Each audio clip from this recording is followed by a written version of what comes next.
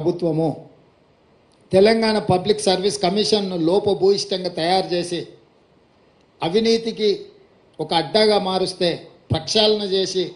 Public service commission నూతన commission నియమించడమే కాకుండా group 1 ఇతర ఉద్యోగ నోటిఫికేషన్లు కూడా ప్రకటించి నిరుద్యోగ యువకులకు ఒక విశ్వాసాన్ని నమ్మకాన్ని కలిగించే ప్రయత్నం చేసినాము.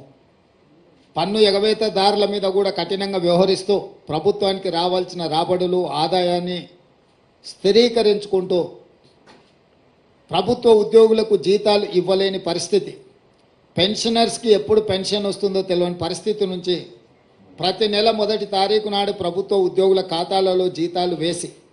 పెన్షన్దారులకు కూడా వాళ్ళ పెన్షన్ సరైన సమయంలో మొదటి తారీఖు నాడే వచ్చే విధంగా మా ప్రభుత్వం చర్యలు చేపట్టింది. మీరందరూ కళ్ళారా చూస్తున్నారు. ఇట్లా చాలా విషయాలలో పారదర్శకంగా ప్రజల దగ్గరికి వెళ్ళి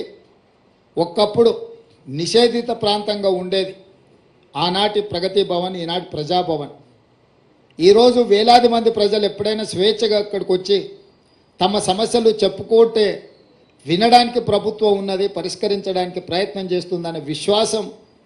తెలంగాణ ప్రజలకు కల్పించడం జరిగింది. అది నిరంతర ప్రక్రియ. సచివాలయం ఒకప్పుడు అదేదో నిషేధిత ప్రాంతం, అది కేవలం కొంతమంది దొరలకు వాళ్ళ వంది మాగదులకు మాత్రమే అందులోకి అనుమతి, తెలంగాణ ప్రజలకు అందులో అనుమతి ఇచ్చేది లేదు, వాళ్ళను రానిచ్చేది లేదు అని ప్రభుత్వం నిషేధపు ఆజ్ఞలు విధిస్తే స్వేచ్ఛనిచ్చి ఎవరైనా రావచ్చు, ఇది మీది, డాక్టర్ బాబాసాహెబ్ అంబేద్కర్ సచివాలయం అంటే ఆయన వారసులు ఎవరైనా అందులోకి రావచ్చు, మంత్రులను కలవచ్చు, అధికారులను అడగొచ్చు, మీరు స్వేచ్ఛగా, ఇది మీ ప్రభుత్వం, మీ ప్రభుత్వంలో ఉన్న ప్రజాప్రతినిధులు ముఖ్యమంత్రి నుంచి మంత్రుల వరకు అధికారులు పాలకులు కాదు, సేవకులు, మీకు సేవ చేయడానికి మేము ఇక్కడ సిద్ధంగా ఉన్నాం, మీరు రాండి, మీ సమస్యలు చెప్పుకోండి అని సచివాలయానికి వచ్చే స్వేచ్ఛను మా ప్రభుత్వం ఇచ్చింది. ఒకనాడు ఉద్యమాల ద్వారా తెలంగాణను సాధించినమన్న బీఆర్ఎస్ పార్టీ అధికారంలోకి వచ్చినంబడే ధర్నా చౌకును మూత వేసి ఈ తెలంగాణ ప్రజలకు స్వేచ్ఛ లేదు, మిమ్మల్ని నిషేధిస్తాం, నియంత్రిస్తాం, నిర్బంధిస్తాం, మీరు మా చెప్పు చేతల్లో కట్టు బానిసలుగా ఉండాలి అని శాసించి పాలించాలి అని అనుకుంటే మేము వచ్చిన తర్వాత అదే ధర్నా చౌకును తెరిచి స్వేచ్ఛగా బీఆర్ఎస్ నాయకులు ధర్నా చేసుకోవడానికి కూడా అనుమతి ఇచ్చి గతంలో వాళ్ళు చేసిన పాపాలను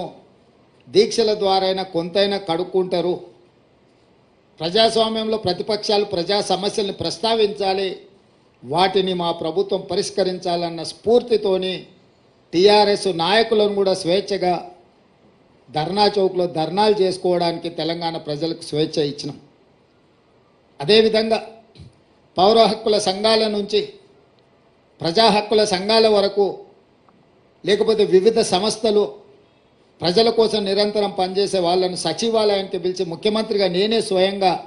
ఆ సంఘాలతోని సంస్థలతోటి సంప్రదించి ప్రజల యొక్క హక్కులకు భంగం కలిగించే నిర్ణయాలు అవి ఏవైనా వాటిని పరిష్కరించే విధంగా వాళ్ళందరితో కూడా కూర్చొని మాట్లాడుకోవడం జరిగింది. ఇంకొక పక్కన క్రిస్టియన్ మత సంఘాలకు, ముస్లిం మత సంఘాలకు, హిందువులకు సంబంధించిన సంఘాలను స్వేచ్ఛగా వాళ్ళ యొక్క నమ్మకం, విశ్వాసమైన వాళ్ళ మతాలకు సంబంధించిన అంశాలను, అందులో పేరుకుపోయిన సమస్యలను పరిష్కరించడానికి వాళ్ళతోనే సచివాలయంలో ముఖ్యమంత్రిగా మా మంత్రులు, మా సహచరులతో వాళ్ళతో కూర్చొని మాట్లాడి ఈరోజు వాళ్ళని అందరినీ కూడా, ఇది ప్రభుత్వం అందరిది, ఆనాడు మార్పు కావాలి, కాంగ్రెస్ రావాలి అన్న ఆలోచనతోటి ఏదైతే ప్రజల దగ్గరికి వెళ్ళినామో మార్పు మొదలైంది, మార్పు వేగంగా ప్రయాణిస్తుంది, మార్పు మారుమూల తండాలలో, గూడాలలో, పల్లెల్లోకి చేరుతుంది, చేరింది అన్న విశ్వాసాన్ని ప్రజలకు కల్పించే విధంగా